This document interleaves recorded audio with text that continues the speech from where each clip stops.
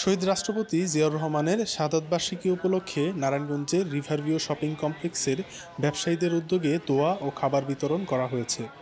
৩১ মে দুপুরে Riverview shopping কমপ্লেক্সের দ্বিতীয় তলায় ব্যবসায়ী, রাজনীতিবিদ, শ্রমিকসহ বিভিন্ন শ্রেণী পেশার মানুষের উপস্থিতিতে এই আয়োজন করা হয়। ব্যবসায়ী হাজী মোহাম্মদ সোহেলের সভাপতিত্বে অনুষ্ঠানে প্রধান অতিথি হিসেবে উপস্থিত ছিলেন বিএনপি নেতা মাঝহারুল ইসলাম জোসেফ। রিভারভিউ ব্যবসায়ী বৃন্দ, আমরা একটা পরিবার, এটা অনেক আগে থেকেই এবং এটা আছে, থাকবে ইনশাল্লাহ। আমরা এই রিভারভিউ মার্কেট এবং আমাদের আশেপাশে আরো 2টি মার্কেটকে আমরা বলেছি আমরা ব্যবসায়ী বান্ধব হব, কোন ধরনের অবৈধ চাঁদাবাজি, অবৈধ সুযোগ সুবিধা আমাদের এখানে থাকবে না। আমরা এই কথায় 100% আমরা অঙ্গীকারবদ্ধ। তাই যার যার ব্যবসা শেষে করবে, কোনো ব্যবসায়িক সমস্যা, ব্যবসার মধ্যে ব্যবসায়িক পরিবেশের কোনো ক্ষতি হলে আমরা ঐক্যবদ্ধভাবে তার প্রতিরোধ গড়ে তুলবো ইনশাল্লাহ। এবং আমরা সবাই ঐক্যবদ্ধভাবে যেমন জাতীয় পর্যায়ে জাতীয় রাজনীতির ব্যাপারে চিন্তা করব, অবস্থান নেব, তেমনি আমাদের এই মার্কেটের সকল ব্যবসায়ীর স্বার্থে আমরা ব্যবসায়িকভাবেও জবাবদিহিমূলক ব্যবস্থা গ্রহণ করব আপনাদের সহায়তায়, আপনাদের পরামর্শে।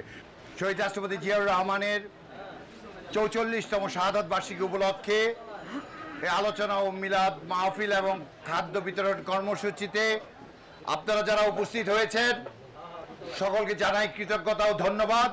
এবং যারা আজকের এই অনুষ্ঠানটি সফলতা করার জন্য বিভিন্ন পর্যায়ে বিভিন্ন স্তরে সহযোগিতা করেছেন, অংশগ্রহণ করেছেন এবং পরিশ্রম করেছেন, সকলকে জানাই আন্তরিক ধন্যবাদ ও কৃতজ্ঞতা। বাংলাদেশে যে নিট এবং ওভেনের ব্যবসা, বাংলাদেশে গার্মেন্টস এক্সপোর্ট, বাংলাদেশ থেকে কাপড় বা বস্ত্র তৈরি করে সেটা এক্সপোর্ট যে হয়, এটাই বাংলাদেশে শুরু করেছিলেন কে আপনারা জানেন? শহীদ রাষ্ট্রপতি জিয়াউর রহমানের হাত ধরে তিনি বাংলাদেশ থেকে তৈরি পোশাক রপ্তানির প্রথম ব্যবস্থা তিনি করেছিলেন।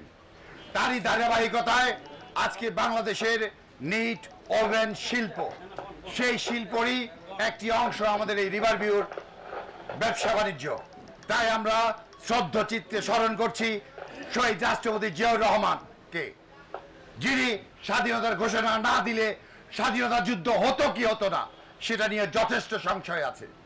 শহীদ রাষ্ট্রপতি জিয়াউর রহমান সেই ব্যক্তি, আমাদের দক্ষিণ তালপট্টি যখন 71-72-এর দৃষ্টিগোচর হয়েছে, সেই সময় বাংলাদেশের কোনো রাষ্ট্রনায়ক বা কোনো রাষ্ট্রপ্রধান জাতীয় পর্যায়ে কেউ একটি টু শব্দ করেনি তালপট্টি নিয়ে।